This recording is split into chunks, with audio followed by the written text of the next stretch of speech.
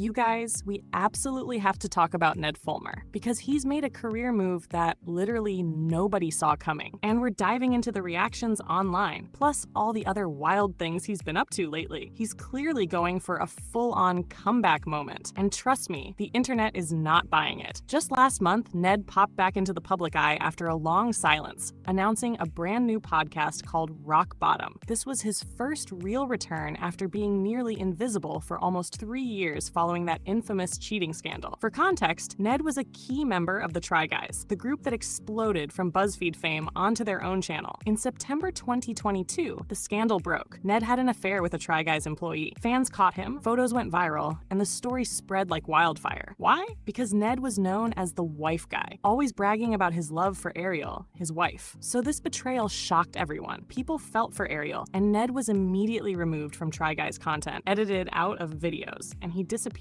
from the public eye. For the next 3 years, he did almost nothing. Ariel, meanwhile, stayed beloved by fans and appeared occasionally in Try Guys content. But post-scandal, she vanished from the public eye completely. Then came the podcast. The first episode featured Ariel herself, and the internet had opinions. No way, Ariel, you stayed with him? Some backlash hit her. But watching the episode, it was clear she hadn't forgiven him. She told him directly that their romantic relationship was over, and they were just co-parenting. Fans loved seeing her hold him accountable.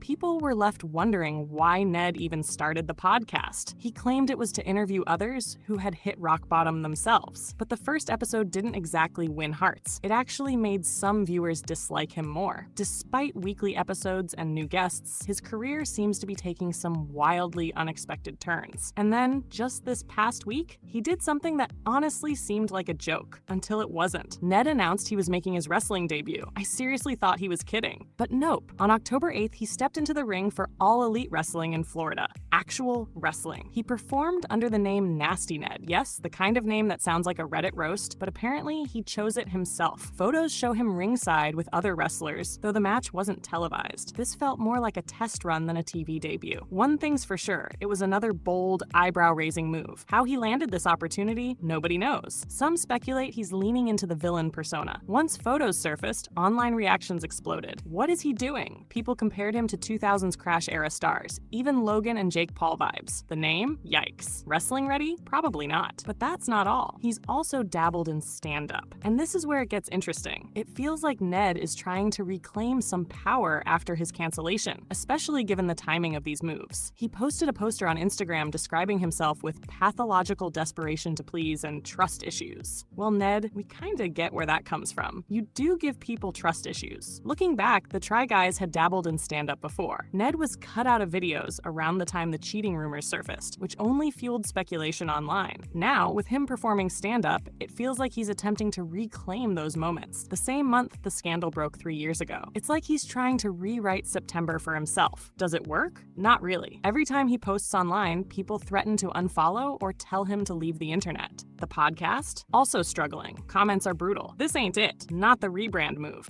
People ask me, like, do you forgive Ned for what he did?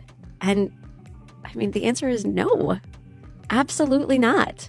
How can you forgive somebody for lying to you, for cheating on you? No. Fuck no.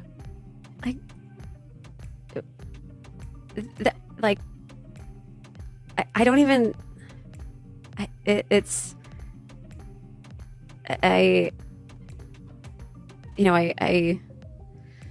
sorry, I saw red for a minute. It's like, no, the answer is no. You know, it's hard to hear you saying, no, I don't forgive you. But of course I get it. I mean,